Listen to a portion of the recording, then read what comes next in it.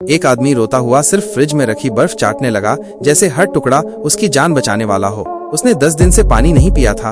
असल में वो एक अमीर आदमी के विला में चोरी करने आया था। कीमती पेंटिंग चुराकर भागने की प्लानिंग थी, लेकिन एक कमरे में फंस गया। उसने दरवाजा चाकू से काटने की कोशिश की। 3 दिन में एक छोटा छेद बनाया, लेकिन पीछे लोहे की परत थी। अब उसके पास खाने पीने को कुछ नहीं बचा था। मजबूर होकर उसने सड़ा हुआ बिस्कुट खा लिया। तभी कैमरे में सफाई वाली महिला नजर आई।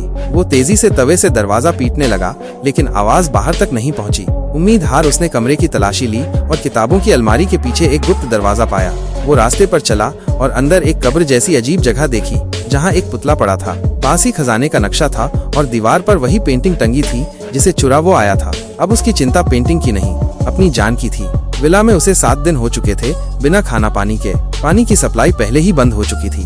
उसने मछली के टैंक का पानी पीने की कोशिश की, पर वो बहुत खारा था। फिर उसने फ्रीजर देखा, उसमें सिर्फ सड़ा हुआ खाना और बिल्लियों का खाना था। तभी बालकनी से पानी की आवाज आई। फूलों की पाइप से थोड़ा पानी टपक रहा था। इससे थोड़ी राहत मिली, लेकिन भूख और अकेलापन उसे मानसिक रूप से कमजोर कर रहे थे। कमरे का शीशा बहुत मजबूत था और दरवाजा इतना टाइट था कि कुछ अंदर बाहर नहीं जा सकता था। वो भूख से बचने के लिए सो गया।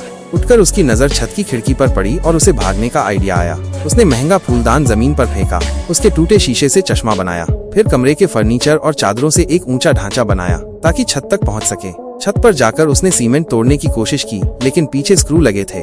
उसने खुद औज बनाया जो टूट गया। फिर दूसरा बनाया और एक एक कर स्क्रू खोलने लगा। 11वां स्क्रू खोलते वक्त वो गिर पड़ा और उसकी टांग टूट गई। फिर भी हिम्मत नहीं हारी। कागज जलाकर धुएं से अलार्म देने की कोशिश की। विला में पानी गिरने लगा और आखिरकार उसने आखिरी स्क्रू भी खोल दिया। अब वो बहुत कमजोर था। जाते जाते उसने दीवार पर मैसेज लिखा, मालिक से माफी मांगी और नुकसान के लिए खेद जताया। पेंटिंग वहीं छोड़ गया। शायद यही उसका सबक था, एक ऐसा अनुभव जो उसे हमेशा के लिए बदल गया। तो दोस्तों, आपके फोन में अभी कितना चार्ज बचा है?